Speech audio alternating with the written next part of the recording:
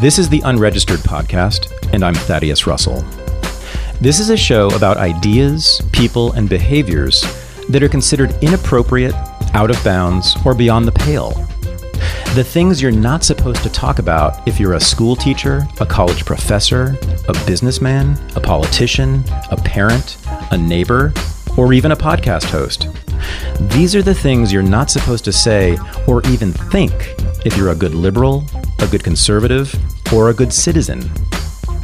Each week, I'll interview a person who has something bad to say. They might be a journalist or a professor. They might be a porn star or a drug dealer. They might just be an ordinary person with an ordinary job who doesn't care about the rules of polite society. I'm not interested in breaking the rules just to be a troublemaker. I'm interested in people who break the rules of conventional thought and to expand the scope of what is possible to say in our society. I'm interested in people who make me think. Right now, Unregistered is supported entirely by listeners. So, if you like this show, I need your help to keep it going. You can go to thaddeusrussell.com/support, where you can make a financial contribution of as much as you want. You can also support the show by visiting thaddeusrussell.com/Amazon whenever you want to make a purchase on Amazon.com.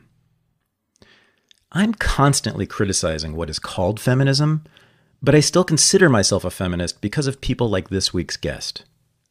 She's part of a tradition within feminism that is now almost completely unknown. It's been called pro-sex or sex-positive feminism, and I'm sure that if more people knew about Anna Arrowsmith and the tradition she belongs to, they would think very differently about the F word. Oh, and as for the other F word, that's what Anna built her career on. She's a pornographer. She's also a scholar of pornography and the author of a recent book that challenges common feminist assumptions about men's and women's sexual power. I think this interview will surprise a lot of people.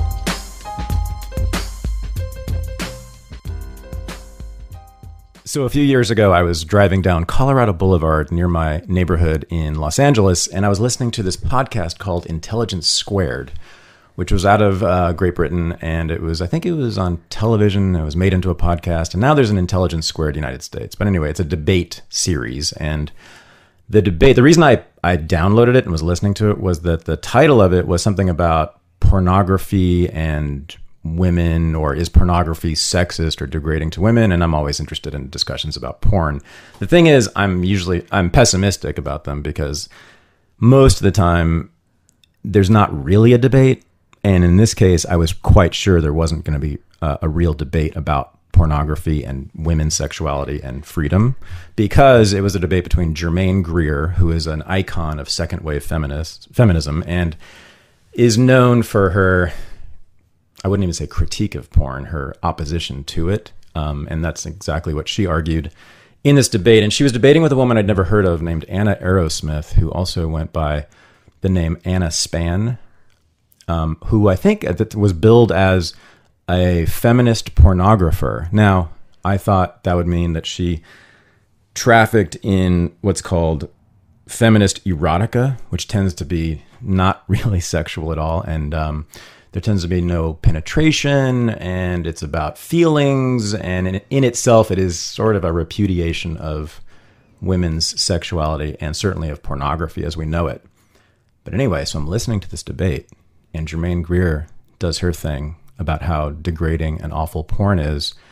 And then this woman, Anna Arrowsmith, starts talking. And after about 3 minutes, what she said made me yell out loud in my car. And I had to pull over in front of the Starbucks on the corner of Colorado and Eagle Rock Boulevard so I could listen carefully, because I thought I might crash my car. I was so excited. She blew me away for a lot of reasons that we will talk about now, because I right now am in her backyard in Pasadena, California, and I want to talk about this stuff with her. So here's Anna Arrowsmith.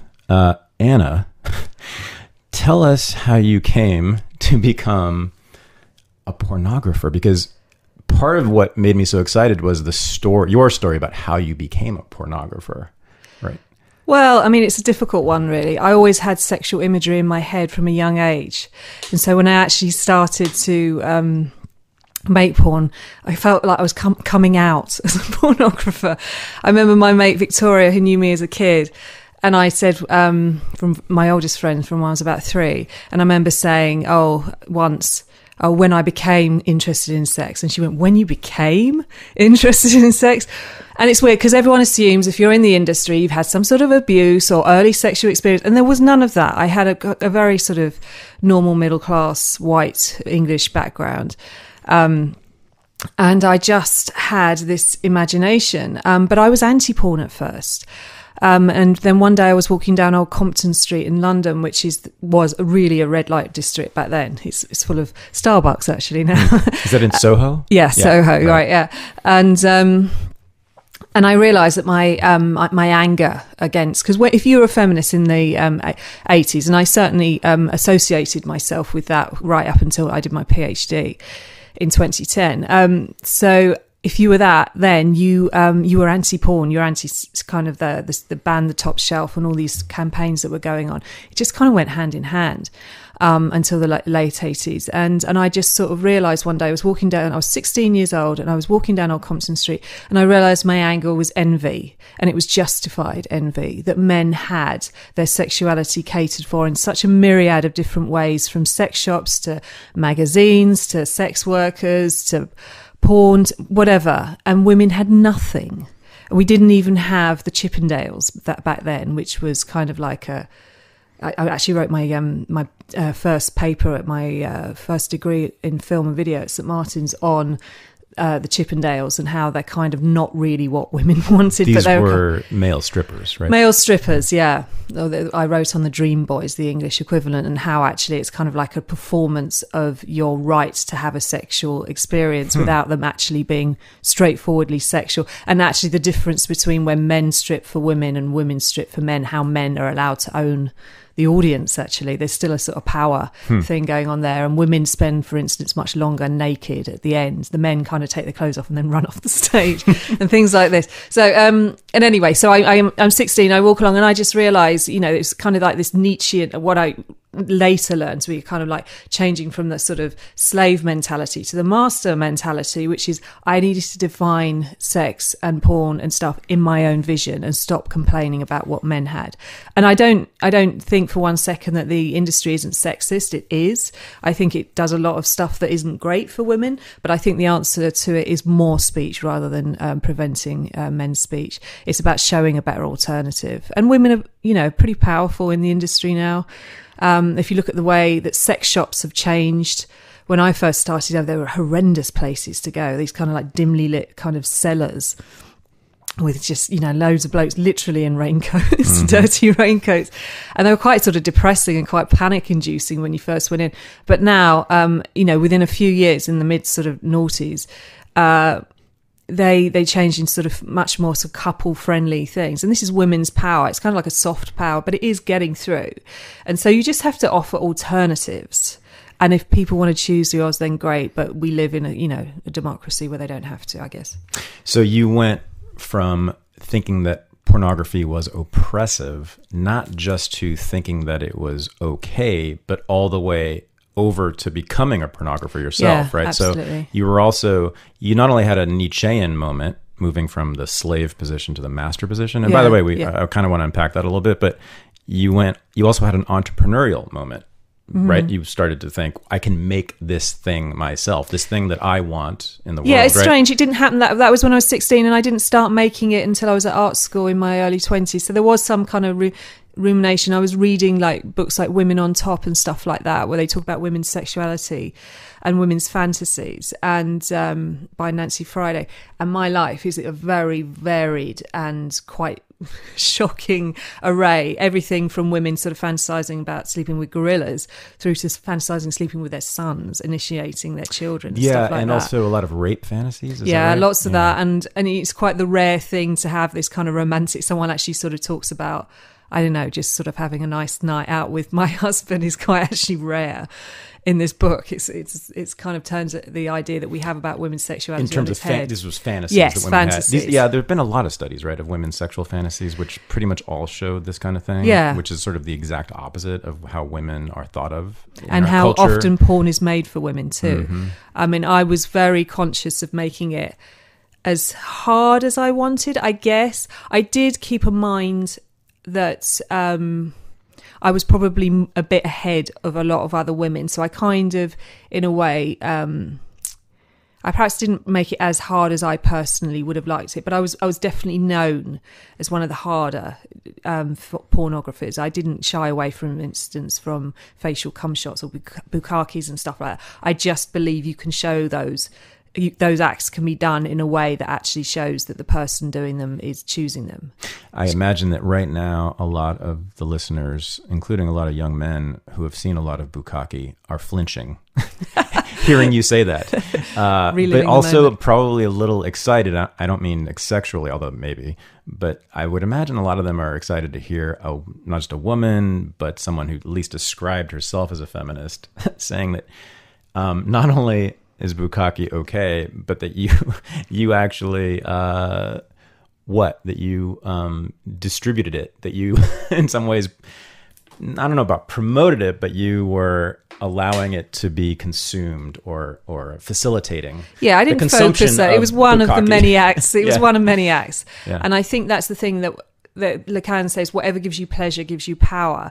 And if you deny what gives you pleasure, then you're disempowering yourself. So this idea, there are people out there that are masochists, there are people out there that are sadists, there are people in between, right? But just if you're a woman and you happen to be a masochist, a sexual masochist, and there's very much a separation of the sexual life from the rest of life. I mean, psychologists will tell you this. I mean, the amount of sex workers that I've spoken to or interviewed for my PhD actually will talk about how many, very rich and powerful businessmen come into their offices to have their backside slapped. I think not all, but almost all of the sex workers I know, and I know a lot, who are activists, I think almost all of them are dominatrices. Yeah, it's a huge market. Yeah. And you've got to look at that where, some people you could almost look at it like it balances out your life, so that if judges or whatever very powerful people kind of need to relinquish control in order to have like a holiday away from that kind of stressy life. So they kind of go the other way. Right. And so when we kind of accept that with men, but we don't allow women. Some women are masochists, and some, they may be actually the ones that are very sort of powerful in their lives in public. But we don't allow that. We kind of say, well, that's kind of negative and it's unfeminist and stuff like this. I would actually just take the kind of his core and just say, if it gives people pleasure, then it's, and I also very much believe in porn being a kind of arena in which you can learn your limits of your imagination and your sexual tastes, and they change over time. So a lot of the time you're just kind of working through things. And at heart, I'm a creative person. I trained as a filmmaker. I'm not, although I've done politics and I've done gender studies as well. This is what I did my PhD in and I've been published in. I always retain that right to be creative and to have a sort of free imagination. And that's where that's my choice. Feminism is always rooted in personal choice for me. I do have issues with some of the kind of post-feminist kind of arguments. I think they're kind of weaker, but still I would argue choice is absolutely key. Yeah. So there's masochism in porn with women performers. But I think feminists have a lot of issues with that. I think, though, what upsets them most is the submissiveness in porn that's performed, I guess, by women. As sort of different things. And I assume, is that also included in your... No, I'd say about? I don't think my stars, even if they're played, that's the point. You can show... And the bukkake that I've shot was actually asked for by the porn star that did it. She said, I'd love to try that. And this is the thing, people never really talk about... Right, that's it's like an Olympics. I mean, I would call that submissiveness. That's not masochism. It's not pain, right? Being inflicted. Or, I mean, humiliation, I suppose. Is that? Yeah, I'd say it was kind of deliberate humiliation. Mm-hmm. I mean, to me, submissiveness is kind of like... inactive masochism. It's kind of like you don't want to do it, but you're kind of just not standing up for yourself, and you for whatever reason, you know, sometimes for good reasons. Well, not good reasons, but you're being sort of, you know, coerced or something. That's interesting. Yeah, I'm thinking about porn I've seen and the submissiveness in it, and I think there is such a thing as active submissiveness. Yeah, right? and I'd call that kind of masochism. I mean, these are just words, personal words. We use them differently, right? But anyway, that's how I'm using it. And the point is that I think what a lot of anti-porn feminists dislike is the fact that women kind of are performing this idea of femininity and weakness and stuff when they don't actually get a choice. And I actually don't like that about the porn industry. I think it's you know, as long as the women are choosing and they're able to do it, and they're shown to kind of like have some kind of not creative role. I don't necessarily give my stars creative role. I am the director, right? I have my vision, but I think that the main thing is there's much more male point of view stuff out there than there is female point of view. So stuff that might not necessarily turn the women on, women are kind of doing as a job. And I would still say that's okay in the kind of Kantian kingdom of ends if they're getting money for a day's work. Like how many times, you know, your readers, how many times they're going to work and saying, I really fulfilled my vocation in life today. It's very few of us that are very lucky that are able to do that. The majority of people are doing jobs that they need to get money. And so I don't in any way see pornography as any different from that. I would totally see it in a sort of regular sort of context. And I would say that's fine. But I do think we need more female voice just to equal it out, you know. So you were one of the first, or maybe the first? I was the first in the UK to do this. Okay, so to make pornography for women, that was hardcore. That was unapologetic about various women's desires, right? So you began your transformation in the mid 1990s. Was that your Nietzschean moment in Soho? Oh no, well, 88 when I was 16. Okay. So by the late 90s, I start making stuff professionally in 98, 99. And you were saying that then that feminism, the dominant view in feminism about porn was negative, right? I'm just thinking back. The UK, it's always seemed to me, has been like a decade or two behind the US in the progression of feminism historically. I may be wrong about that, but it just seems like that because, for instance, the porn wars here, the big fight about pornography, took place in the late 70s and early 80s. Not that it ever went away, but it began here in the late 70s. And that was a coalition between certain feminists led by Catherine McKinnon and Andrea Dworkin and Christian conservatives, by the way, right? Our nemesis, right? Exactly. And so they actually joined together, I mean, deliberately, explicitly, and they actually this is always the problem with that, They actually got laws passed, you know, in certain municipalities banning porn or censoring and porn. Ironically, Andrea Dworkin's, they had it with Canada, and Dworkin's book, which is very erotic, unnecessarily erotic. Oh, yeah, in that way. She does a lot of explanation about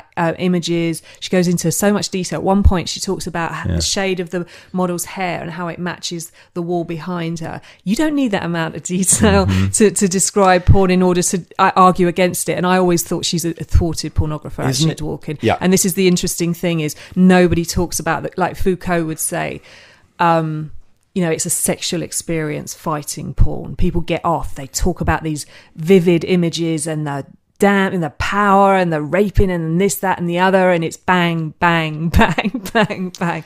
Yeah. And Foucault would be like, that's just the other side of the same coin, isn't it, really? Yeah, it's the pleasure of the chase, I think he called it, or something like that. Oh, right. Okay. Chasing after the perpetrators, the bad people, the immoral. You know, it's the role that the priest plays in the confession, or the psychologist plays in the office with his patients. You're chasing after the immorality. Yeah, that's a really good way of putting it. Or the pathology, right?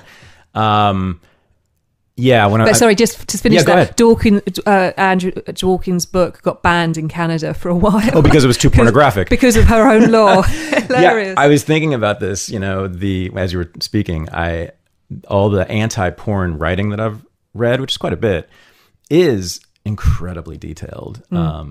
And and I sort of find out more about porn scenes from their descriptions of them than I do from watching the porn scenes. In other words, they're paying very close attention. Yeah, exactly. Yeah. And there is studies. I mean, the pro-porn feminists will talk about how there have been sort of studies done about interviews of anti-porn people watching these at conferences and that, and kind of being troubled by being turned on. And then it's the idea, oh, you're internalizing it. It's just like, maybe you're not internalizing it. Maybe there's some other way of seeing this, and it's kind of like an animal atavistic kind of like sexual thing that comes pre-politics. And yes, of course, it is framed in politics today, but that is still there. That is a hell of a moment that is never talked about, which I'm assuming exists, which is that moment when the anti-pornography person gets turned on by watching what they are critiquing, and what do they do with that feeling? You know, of course they never talk about it. At least I've never seen any of them talk about it. Maybe someone has, but I'm thinking of people like Chris Hedges. I don't know if you've read his stuff. He's sort of the most recent. No, I haven't. He has these just very, very long, explicit, denunciations of pornography and how it's just wrecking the bodies of women, and it's a symbol of late capitalism and whatever. Yeah. But he's pays rapt attention to what goes on porn sets, and I think partly because he's a man, so I just assume there has to be that moment at some point when he's watching all this porn, when he gets turned on. What does he do with it? Yeah. And he's also deeply Christian. He's like a Christian socialist. Right, okay. So he's perfect to hate. He's supposed to hate porn. He's not the guy that talks about addiction, is he? Like male, because that's the latest moral panic, isn't it? About no, porn, is that Jensen, that guy Robert Jensen out of Texas? He's another male anti-porn person. And then there's Gail Dines. Yeah. And who else is there? There's a bunch of them who write a lot about it. There's loads. I mean, you've got Gail Dines is the big one these days, and Germaine Greer, of course. Well, I mean, the interesting thing with Germaine Greer, and you talk about that Intelligence Squared. She does talk because she was part of Suck magazine, which was set up in the 70s, and it was a deliberately kind of anti-establishment, late 60s, early 70s. And I've actually seen original copies of by this guy who worked with her, and she edited it for once, and she put a shot up on the front in the magazine of her sort of naked legs, sort of up, her knees up by her face, if you like, so you could see her vagina, her face, her vagina, and her anus kind of on top of each other, if you imagine. Very full frontal imagery. So and there was a lot of sexual imagery in that magazine. So she was on that side, and she kind of was saying in that Intelligence Squared, oh, this is the argument, this is not your 1960s, this is what Gail Dines says, this is not your dad's Playboy magazine. Porn has gone out of control. It's, excessively hardcore and stuff like that. Well, that's a kind of misreading of the 60s anyway, because there were kind of less laws in a lot of places, and there was a lot going on anyway.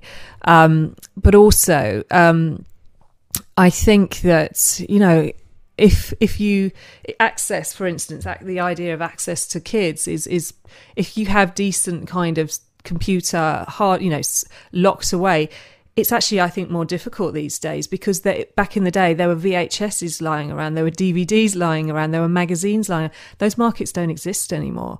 So if you're locking it down, actually, you could actually be finding a way that, we actually have a situation where you could, in theory, completely censor it if you wanted to your kids. Well, the UK's tried, haven't they? Yeah. Not state censorship. They have tried lots of things. They've tried to opt in, which failed miserably. What was that? There was a law recently, just a year or two ago. Yeah, there's a law censoring the internet, right? Yeah, they're basically they're saying over there at the moment that you've got to have age verification before you can go on a porn website, and that's kind of going which through. I'm sure works brilliantly, given the experience of places like China and Vietnam who have tried the same thing, and of course they're flooded with porn, right? People are getting it in all sorts of ways.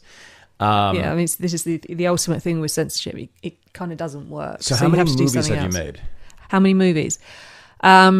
In terms of scenes, a couple of hundred scenes. And these are all heterosexual? I did girl, a few. Sorry, I did girl, I did boy, girl, and I did a few boy as well. Boy, girl. Actually. But they're all made for a female audience? I actually used to say that. I used to say I make porn for women, but when I started working at Television X, which is where I shot softcore for first, they were men writing in just saying that they really liked the way I portrayed the porn stars, gave them personalities, there was a storyline and stuff like this, but there wasn't like too much of a storyline, like you say, about this kind of stereotypical idea of what feminist porn is. There wasn't that. It was just like a little soap opera sort of thing. But I gave them got the people to actually speak and to actually kind of like take you to another place in your imagination, as opposed to, right, here's two people shagging in the same room again. So I put a lot of attention to detail in it, and I actually ended up with lots of men sort of writing in saying, actually, we really like that. So now I say I make it from a female perspective, because who actually, like 45% of my website are female, so 55 still male. Wow.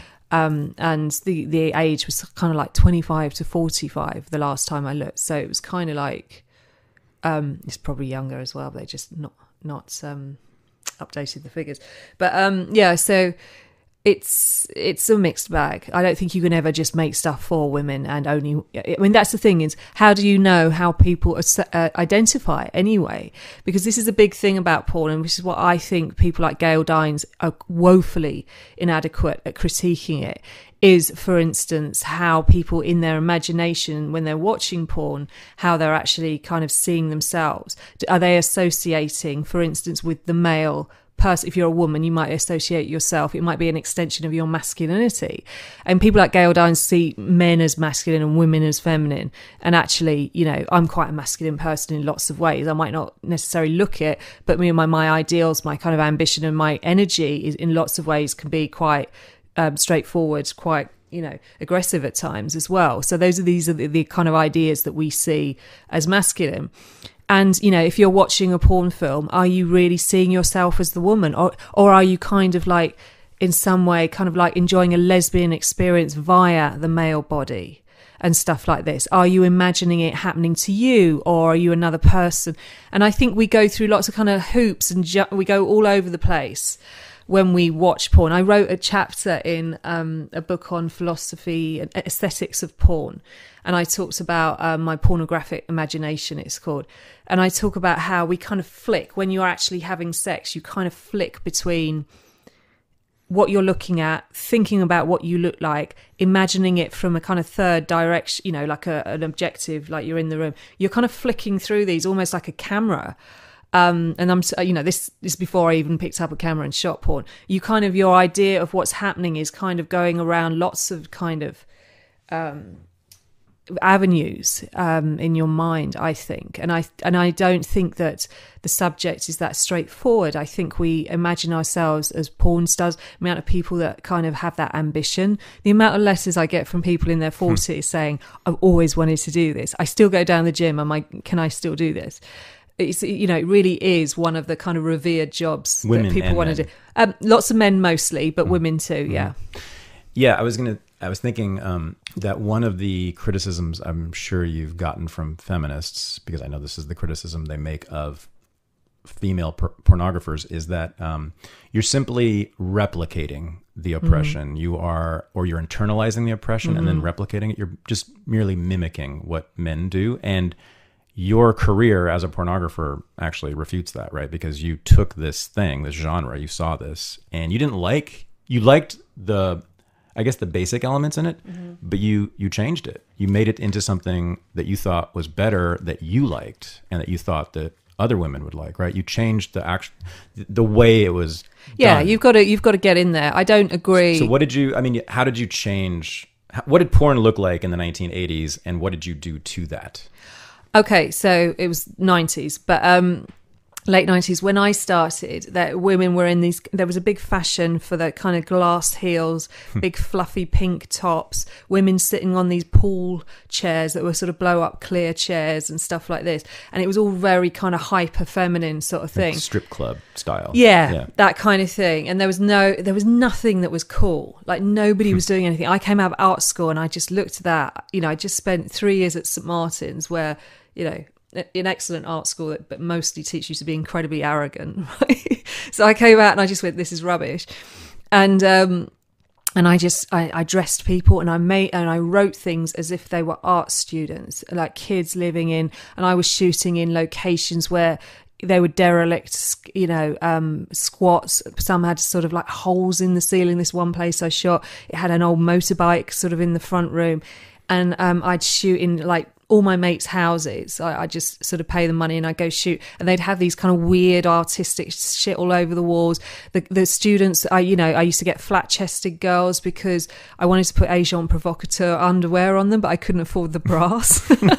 So I deliberately chose a lot of porn stars that didn't need bras. Agent provocateur is what? It's a really expensive, especially back then, high-end underwear shop in the UK. It's over here now, but for too. Busty women, is that what you're saying? Well, they usually sort of their big thing. They do it less now, but their big thing was allowing women to have curves. But you know, they were very historic. They were doing sort of underwear from the 50s back in the 90s, which kind of has gone into back the mainstream when now. Curves were trendy, right? When curves were a good thing for women. Yeah. Large curves. And so I was sort of playing with that, and I was, you know, you can look back at all my films and see an actually critique of fashion at the time, because I would go out by that week and go and buy cheap but clothes that was just right on kind of the you dressed everyone up, you made them fashionable and hip and cool.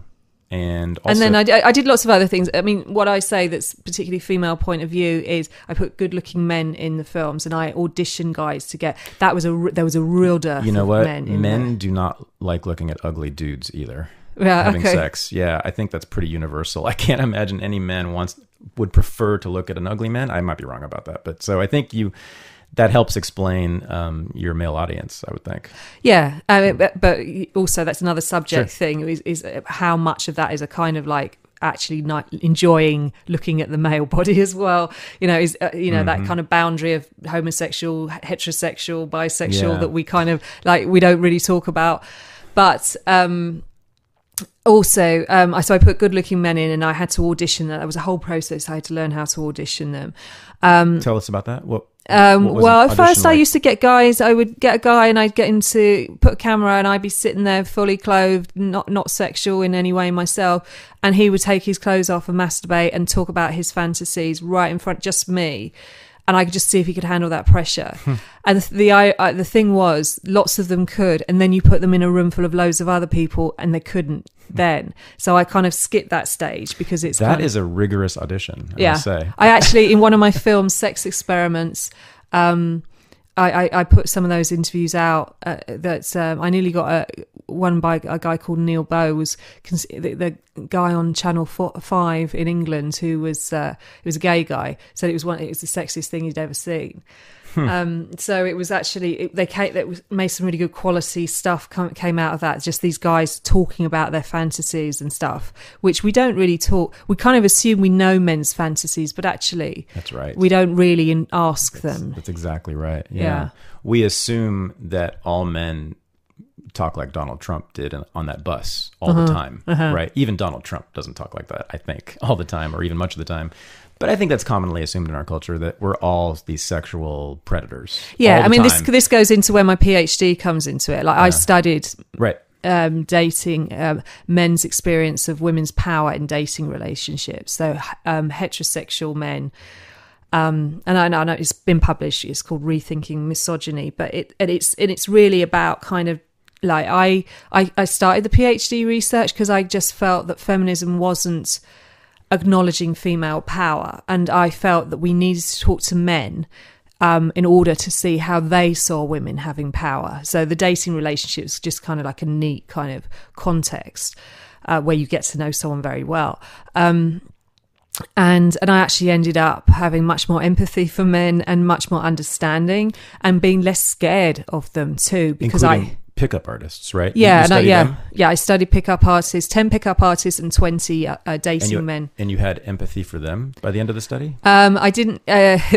What it is, pickup artists is a very interesting phenomenon. And like we were just saying, you know, Trump doesn't do that all the time. The performance of masculinity was something I was very aware of looking at the kind of bravado and how, you know, with how men are capable of performing, you know, masculinity in a way that's seen as productive and successfully masculine. I was going to say, in my world, you know, which is a middle-class American, mostly white, professional, bi-coastal world, right? In that world, I can safely say that there is virtually no locker room talk. Yeah. That men perform their desires about other things, like success is very important. But it's rare when I have a frank What about when you were discussion. younger? There's very little talk about women's body parts and about, in fact, when we come across a man like that in our circles, we look down on them. Yeah. Yeah. And this is the thing, I think that this is kind of why feminism, I think, and I have real difficulty trying to get young people to look at sort of men and to understand that in studying men, I think this is why I don't call myself feminist anymore. It's not that I don't agree with the aims of it. I absolutely retain those, right? But I would call myself a post-structuralist, which basically means that you've got to go beyond the binary male and female. For instance, like I said, seeing masculinity and femininity as separate. So you can have masculine women and you can have feminine men and stuff like this. But also seeing gender as something in between men and women, I think is the next step. We really need to move on to that. And we need to be asking men and women about each other and listening to like a conversation between the two and understanding how we successfully, because at the moment kind of feminism kind of assumes that men perform masculinity entirely for other men. So there's this homosocial kind of power thing. There's this kind of curtain, and I call it the sort of curtain of homosocial kind of arrogance we allow men to have, that we worry that they do kind of constantly talk in locker rooms all the time, and they're constantly making deals behind women's back and stuff like this. We think that's rife. We think that's every man. And I kind of wanted to go out there and show that actually that wasn't a very helpful idea, and that actually a lot of men's performance of masculinity is defensive as opposed to offensive. Yeah. I will say this though. I think class has a lot to do with this. So I was very careful to qualify who I was talking about when I talked about this. It's a very middle class and upper middle class and upper class world, right, that I'm describing here. I do think that among working class men in the United States and elsewhere, there is more of that, actually. There is more, which is really, it's what people don't quite understand is that, this country and your country, in a sense, were founded on these ideas, or really repression, sexual repression in many ways. This is, of course, Freud's big argument, which I think is essentially correct, that argument that he made, right? That civilization, and in particular, those civilizations, Northern European and American civilizations, were founded upon sexual repression primarily. In other words, that we had these sort of animalistic desires that had to be what he called sublimated, meaning channeled into productive activity, basically work for the most part, right? And that means that it's not okay to talk about sex, to demonstrate sexual desire, even among men. In fact, in particular among men. So if you look at, for instance, like the great businessmen of the 19th century, the robber barons, here and in the UK, or you look at the politicians for sure, right? The great leaders, the great Americans, none of them speak about sex ever. They never demonstrate desire. You have no idea what their sexual desires are. They don't talk about it. And when they do, like with Trump, the world is ending. We can't have this. This is absolutely unacceptable, right? So the reaction to him is actually proof or demonstration of Freud's thesis on this. And so that's the world I'm in. But working class men, right, generally speaking, are outside that. They're not leaders of civilization. I think right? Trump's not the best example because he was talking about doing stuff without people's consent, and that's kind of like a valid argument against what he's saying. He's talking about going up and grabbing women. No, I know, but I guess see what you're saying, that when they do sort of talk about sexuality, it's seen so sort of like negatively. Yeah, I get that. But I mean, I think the thing with my work was really about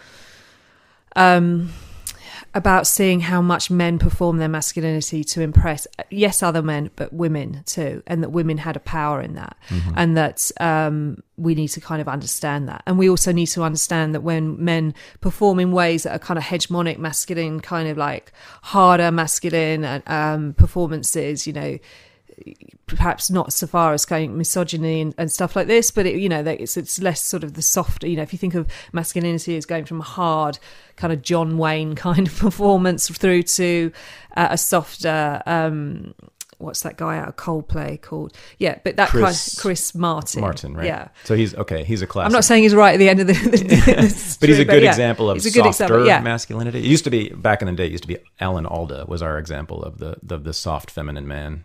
He was don't know who that is. the American actor who was in MASH, but back in like the 70s and Oh, 80s, right, yeah, he yeah. was like he was the symbol of that thing, which, yeah. But women need to sort of understand that men do that again and again. I had men saying, if I showed my feelings, if I got upset, if I, let this slip in any way, women wouldn't find me attractive. And that's a big fear for men, I think. Yeah, that's part of the repression too, Yeah. right? We're supposed to present ourselves as efficient machines, essentially. And so that's hence the business suit, which was invented in the 19th century, and still it hasn't really changed, which of course, makes us all look the same, like parts of a machine. There are two acceptable colors, essentially, right? And it is drab colors, black or navy blue, maybe gray, and that's it, right? And even a particularly bright colored tie will get you kicked out of the United States Senate, right? So it's to me that's always Michael Kimmel says about the tie, how it's a noose around the men's neck and it's pointing to the penis. Well, he probably misunderstands what I'm saying here because it represents power, and power, of course, is sexual, as Foucault has told us. But you're not supposed to be explicit about it. You're not supposed to demonstrate that you are thinking about it, that you're thinking about sexuality or your penis, right? And the minute you do, you're actually shamed, it's amazing. Feminists kind of like just don't get this. Now, a lot of their rage, I think, is justifiable. But for instance, I think it generally these days, and I think for many decades actually, has been directed at working class men's behavior. So, for instance, in New York City, manspreading. Have you heard about this? Yeah. Yeah. That goes on on subways with men. But you think working class men do that more than? Yes, absolutely. I don't know that so much. No. I mean, we do really critique hang on a second. men in power. So that's not working class, but hang on a right? second. No, I know. But so there's a better example, which is catcalling. Okay? Right. Okay. So yeah. catcalling is an even bigger controversy, and I'd agree there's a class some women hate it, and some women actually like it. But the ones who hate it, anyway, have made it quite an issue in the recent years. And of that, I'm completely convinced that is a class phenomenon. That middle class and upper class men rarely do that. Well, I think in England there's a particular. I think this is quite. I think you're right, probably for America straightforwardly, but there's that kind of in England as well. I guess the frat boy sort of thing. They're often quite sort of well-to-do men, but I think in England you can have really poorly behaved rich men. You won't see a fraternity, and they would. You won't see a fraternity brother catcalling a woman. It's very unlikely. Yeah, it just doesn't happen. I mean, I lived in New York City for a long time, so where you see lots and lots of people in public all day long, right? And it was really clear to me that that's what happened, and that it was working class men, which generally, not entirely, but it was men of color. It was black men, Latino men, and it's partly those subcultures themselves, right? The performance of masculinity is just very different than you get in sort of bourgeois culture, right? Yeah, I don't think there's any question in my mind about that, actually. That because the point here is not that working class men are worse, for one thing. In fact, I think being frank about your sexual desires is better generally, although it can be annoying to women. I get that. It's that they are outside of civilization in a sense, that working class people, right, they don't feel like they are leaders of civilization, that they're molding this society, that it's their thing, right? Whereas when I was born, basically was expected by society to become a leader, right? Which requires responsibility, and you sort of take that on subconsciously, and then you start to repress yourself because you have to perform that particular kind of masculinity, the one of the business suit, not of the catcalling guy on the corner. Yeah, I see that, and I kind of agree with this sort of most of it, but I would say that catcalling is can make you feel really insecure as a woman. Like, sure. Like it's a kind of like a form of fear of that it's going to be some sort of gang rape or something. I don't think it's really just like, people call it a microaggression, but actually it can be quite scary. And I think men sometimes can be really unaware of what it feels like living without the upper body strength. I would say to men, if you can't really understand why women get upset about something, I say, imagine if a man literally twice your height, like so 12 foot high, said something to you, and you found that kind of worrying in some way. Like, how are you going to get out of that situation? You can't fight them. You can't think in terms of aggression and beating them. I mean, technically you can learn self-defense, and you actually as Ronda Rousey, if you read her book, she'll tell you it's not about strength, it's about skill. So that actually one of the ways is we're being socialized out of understanding that it is skill and we think it is strength. So that's one of the kind of sexisms.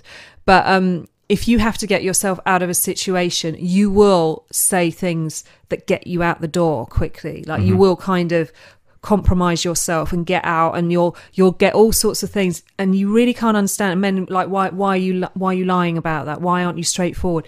They don't understand what it feels like. Imagine a guy that's twice your height and you had to get out, or you had to get yourself out of a situation, and so you promised a date in the future or something like that. That would be a very logical thing for a woman to do. And it really, the body matters in that sense. So I think with catcalling and things like that, if guys don't understand why that's scary, it's because imagine someone twice your height catcalling you, and what can you do about that, especially if there's a group? Yeah, I don't know. I mean, I absolutely understand that. I think in certain circumstances, I certainly see why it would be threatening. I'm not challenging women who believe or think of it as threatening, who feel that it's threatening at all. I'm simply saying that there are women, I know this because they've said it, who actually like it generally, because it's not a threat of violence. It's not necessarily considered to be a threat of violence. Mostly catcalling is not, men threatening to rape you. It's an unwanted sexual advance. Oh, sure. No, I know. But and when you don't want it, that is like your default position is, this is unwanted. How am I going to get myself out of this? It becomes that base kind of response. So back to class, though. See, I think this comes back to class. And I think that feminism, well, we know feminism, this is not controversial. Feminism has always been a middle class phenomenon. I mean, that in itself doesn't discredit feminism, but it's just a fact. It's hard to deny that. Feminism, as we have defined it in this society for 150 years, comes straight out of the middle class, entirely middle class. And so I think that a lot of the condemnations of things like catcalling on streets is from middle class women. I think it's a middle class phenomenon. I think that you won't find much of that hostility to catcalling and that kind of frank male sexuality from working class women. I don't know if I'd agree with that. Okay.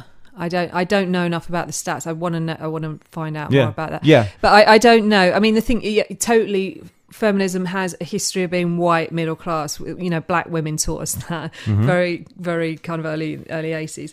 I do think I think they're just different ways of framing it now. I think, a lot of people, I teach this actually in my class just recently, how women are rejecting the term feminism. So you get like white kind of like people who are in the public eye, Katy Perry, people like that, who Lana Del Rey, I think, and has sort of gone on record saying she'd rather think about Tesla and stuff rather than to people's gender and stuff like this. And we sort of critique that, and we talk about how you can have a certain amount of privilege and you don't have to think about stuff. You don't have to think about the kind of inequalities if you're kind of up there and rich and whatever. But also, I mean, then you get black women that actually are working class as well. We kind of talked about hip hop feminism, as they call it, and how hip hop was actually a means of kind of, especially the lyrics were for black women, working class women as well, a way to sort of embrace politics. And they don't use the term feminism. They see that as like the bra burning kind of archetype as well, and they don't want anything to do with that, as do the rich white women like, Katy Perry and stuff like this, and they don't want to be associated with that as a historic thing.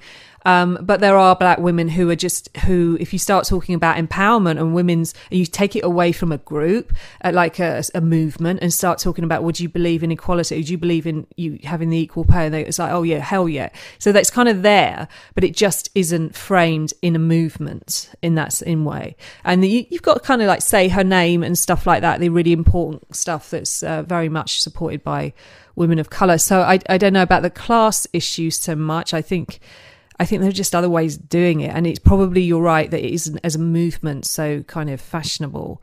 Yeah. And I think that's for good and bad reasons. I don't particularly feel the need to single out people's gender all the time, and I'm a gender academic. Mm-hmm. I think sometimes we can focus too much, and I think intersectionality is really good for that. It kind of breaks that down. I think that your work in being unashamed of your desire and women's desires.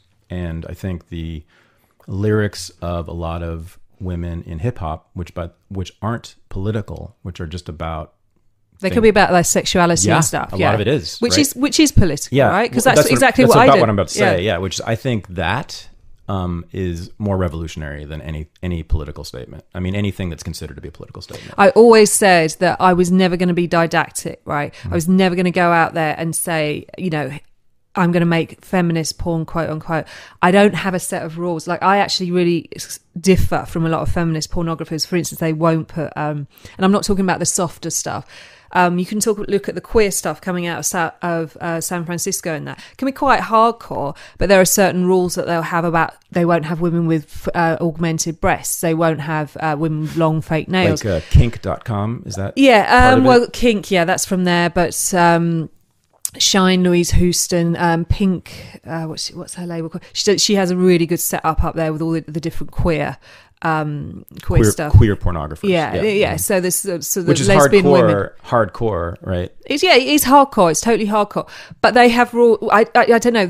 We differ. Like, women are suddenly expected to all agree on what is the feminist way forward. Well, as I always say to students, it's like, we don't expect that of men. So that's just that, until we get all our ducks aligned, we're supposed to kind of just shut up. I would imagine that your work as a pornographer now would be considered by a lot of people in that movement to be conservative, actually, right? Because it's mostly catering, not entirely, but mostly catering to heterosexual. It was. Women. I mean, it's of its time. It's of its time. I would say probably white and probably middle class was your audience. I don't know about my audience so much because they're so anonymous on the web. You don't actually really get those stats. Mm-hmm. You don't get someone signing up. I might know age, and I think that's through credit card details or something.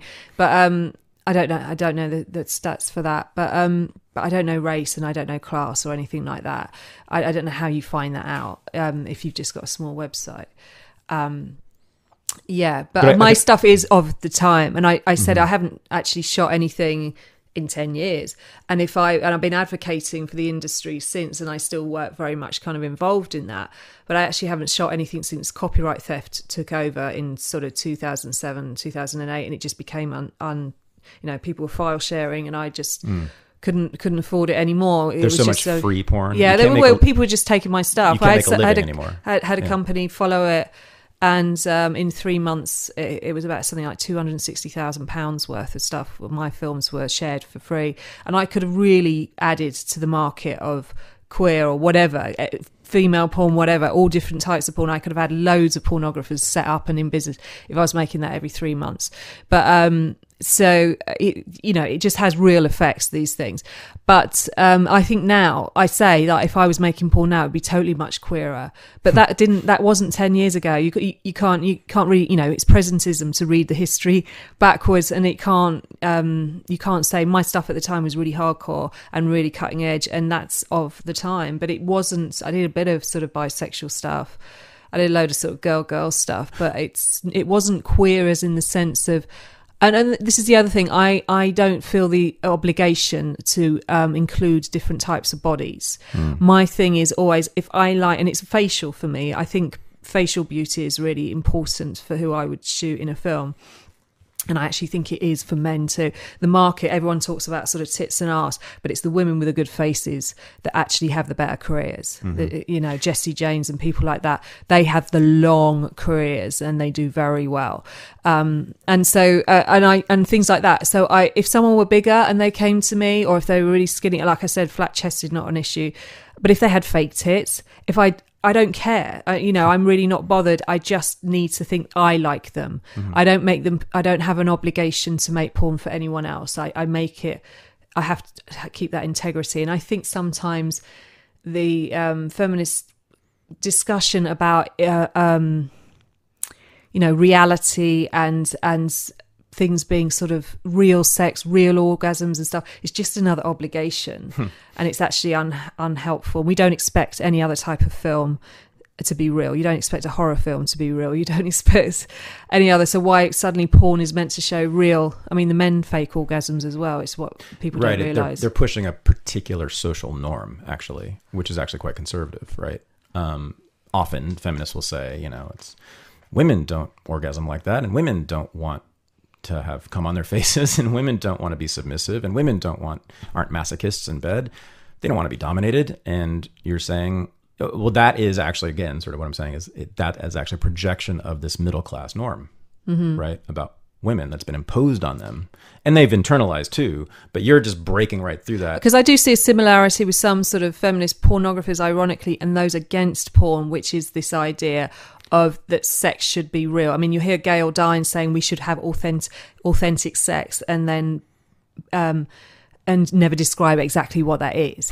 Right. But what is authentic sex? I mean, really, let's take a second here. What could that mean? What do you think she means? Well, I think she means the type of stuff feminists never had to fight for, which was like on your backs, kind of a monogamous, kind of probably married, long-term serial relationship, whatever. So these were never the things that were difficult for women to be able to do. So we had to fight for the BDSM, we had to fight for the porn, we had to fight to have, to come off this pedestal, this ambivalent sexism kind of pedestal, as they call it, where you're given kind of lots of positivity. If you're standing on this pedestal, you get benevolent sexism. You'll be told that you're an excellent mother. You'll be told that, well, women are better mothers, or women are better social people. They're better friends. They're better. We have all these kind of ideas that are very supportive of women, multitasking, opening the door, they're worth more and stuff like this. But when women don't perform like that, they fall off this pedestal and they get hostile sexism, which is all the kind of nasty stuff that we know, the kind of sexual assault and the lack of promotion and all these sort of things. But importantly, the hostile sexism is justified by this model of the women not performing. So the blame is on the woman. And so the things that I do, which really frustrate people, is I do things like, I'm a pornographer and I stand for election, and I say that I have every right to be a member of parliament. Yeah. And that smashes that pedestal, and they can't handle it. Gail Dine's, the anti-porn people can't handle it. She should be saying, if she really understood feminism properly, she should be saying, yeah, she's breaking that model, even though I don't like her, whatever, that's actually positive for her to stand for election. Yeah, there's a common belief, certainly among feminists, but I think even among non-feminists, that there is an inverse relation between sexual objectification of women and women's success in non-sexual traditional fields, right?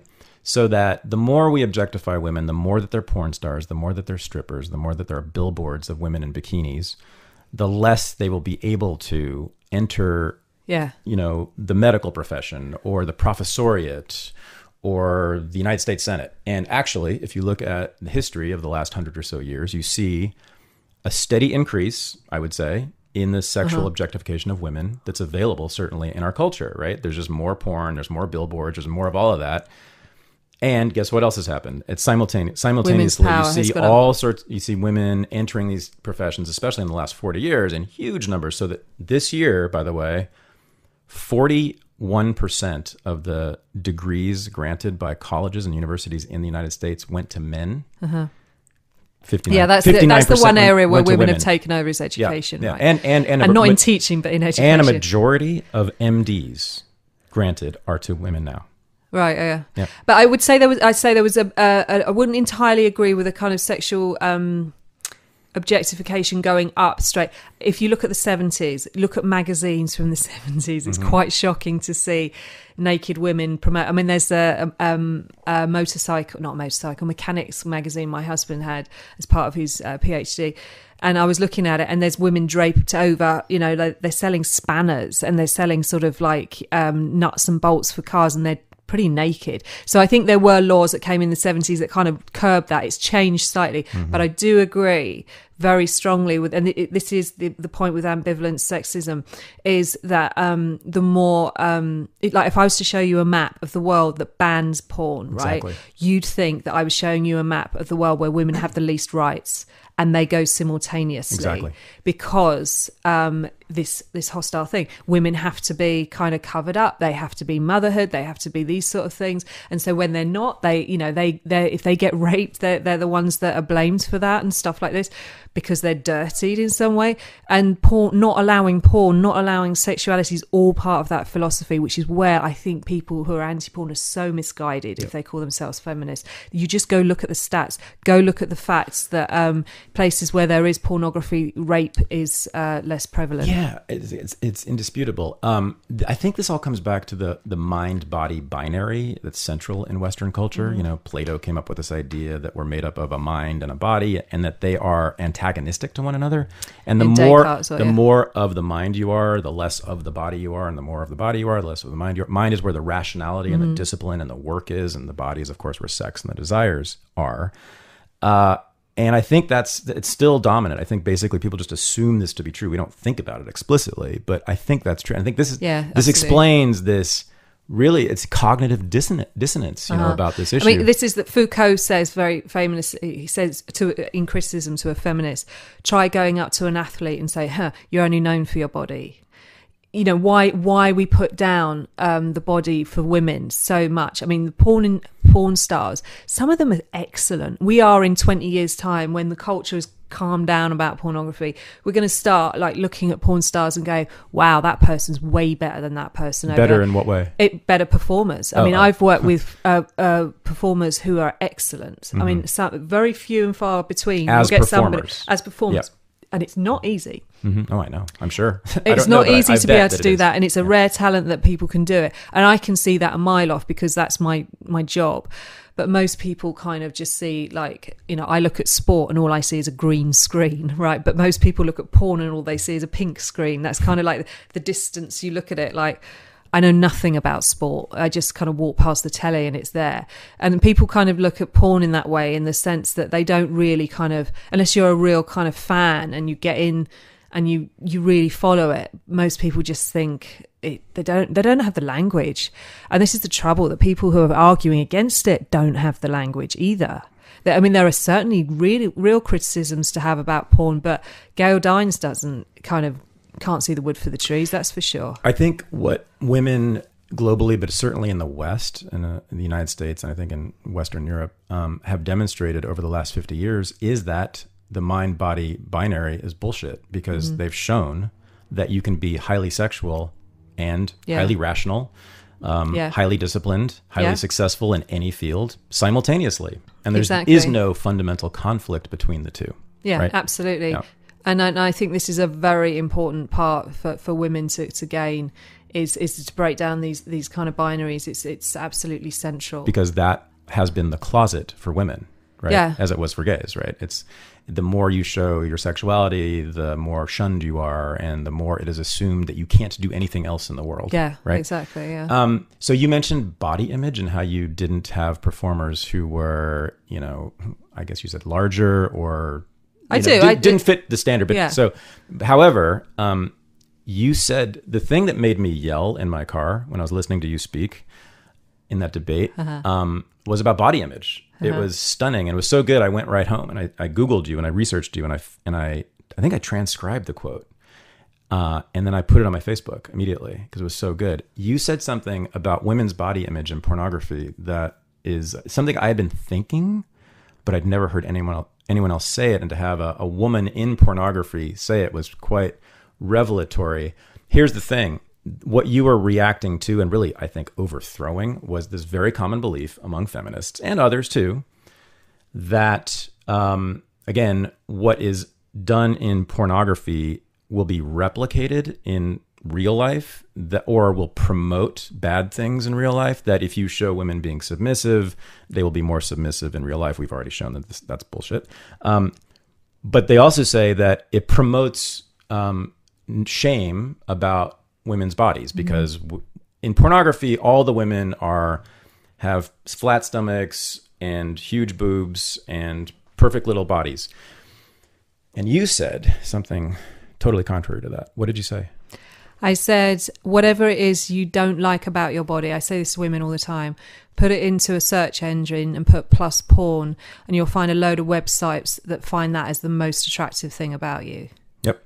There's no doubt about it. I think a lot of men listening right now are saying, and they're nodding their heads because they've been to those porn sites and they've seen the hundreds of categories and subcategories, which include, I don't know if there's a body shape type that isn't in there. That isn't. And here's an example. In the last 3 or 4 years, BBW has been one of the fastest growing subgenres in pornography. BBW stands for Big Beautiful Women. And when they say big, they're not kidding. I mean, most of the women in that subgenre are over 200 pounds, no doubt about it. And this isn't sort of a minor genre within porn. It was in the top 4 or 5 on Pornhub for a long time. Yeah, this is why I say that porn is does democratization of the body. Yeah. It is actually, unlike mainstream cinema and films and television that we watch, actually has a far wider array of different bodies, and we actually should be taking the lead. The rest should be taking the lead off that. The trouble is that when porn is represented through the mainstream media, it's done through their lens. So you will only see the sort of Jenna Jamesons, the Jessie Janes, and people like that, Sasha Grays, or whatever that fit this very sort of straightforward heteronormative the Hollywood image. Yeah, the Hollywood women, image. Yeah, right. But actually there's every type of body, and I'm not saying they're all there just for sexual. I'm not naive about it. I'm not saying it's not just there for kind of some of them are like, I mean, you get people who are amputees. There's amputee porn. There's all sorts of hairy porn. There's all sorts of these things. Some of those people are being watching those films for kind of freak show value. I'm not denying that, but there's also a lot of people that aren't, because that's not enough of a market to justify their existence. And it follows also with my interviews with men in my own research. I found that when I asked men about how their personal tastes in women, they would describe themselves as, oh, I'm a bit different from other men. I actually like bigger women. Oh, I'm a bit different. I like sort of androgynous women. Trouble is, they were all saying that. They were all saying that they had their personal kind of taste, but they felt the need to justify it in opposition to what they saw as the masculine, the mainstream masculine taste in men. And it's interesting. If you ask men about their friends, that's amazing. And if you ask men about, which I also did, I said, "What about your friends?" Because if you want to know about their ideas of this sort of masculine ideal per se in society, if you ask them a big question like that, it's too vague. They don't, what do you think men like in women? That's too vague. They'll just kind of this. But if you ask them about their friends, that's kind of like a known example for them of that. So they kind of know these people, and they're kind of like halfway. So if you ask them what's their friends' taste in women, they would either come up with, they either specifically knew they had friends that liked androgynous women, or I don't know, whatever, or they would have this stereotype. They would kind of like, oh, I think they just like the sort of big titted blonde women, the normal and stuff like this. So they kind of have that assumption. There's a kind of lack of knowledge. You get this feeling of lack of knowledge even about their friends sometimes. Yeah. Sometimes they either knew or they didn't, but if they didn't, they relied on this stereotype.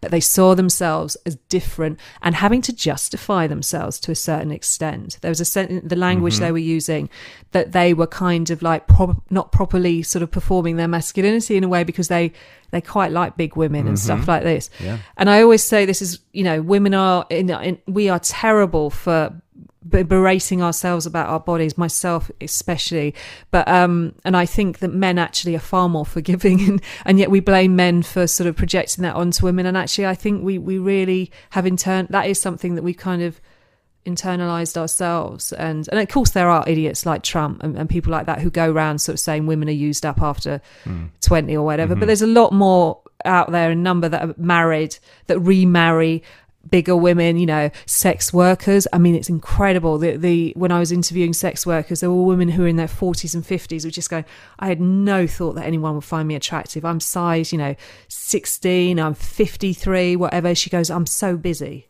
And a lot with young guys as well. Absolutely believe it. I was laughing only in recognition of the truth of that. Not again, yes, absolutely to everything you just said. Again, race and class are a part of this, in particular race as we understand race in this country. Many studies have been done on this. This is not just me talking here. On women's body image, their ideas of their own bodies and whether they like them or not, and men's ideas about women's bodies and their shapes, et cetera, and sizes.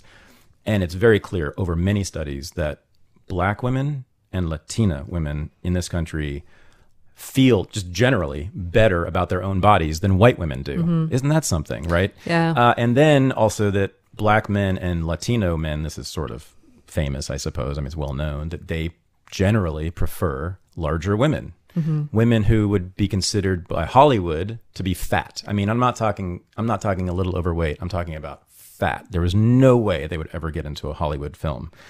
And so there's this, but clearly I think there's a lot of white men and middle-class white men too, who like women who are outside the norm in terms of body image. So it's quite something. It's like there's this whole hidden transcript. This is why I say we need to start looking at gender between men and women, because we need to have these conversations, because we're hitting each other on our own backs, on the back of the head. We're berating ourselves and we're causing loads of issues just because we're actually assuming what the other sex wants. Yeah, so this brings us full circle.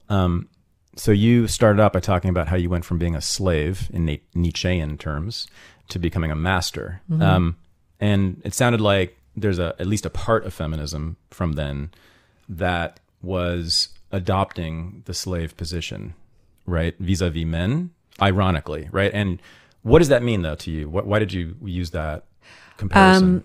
Just simply that I wasn't forming my reality in terms of berating men. So I was originally, before I was 16, before that moment, I would be sort of spending all my energies complaining about men.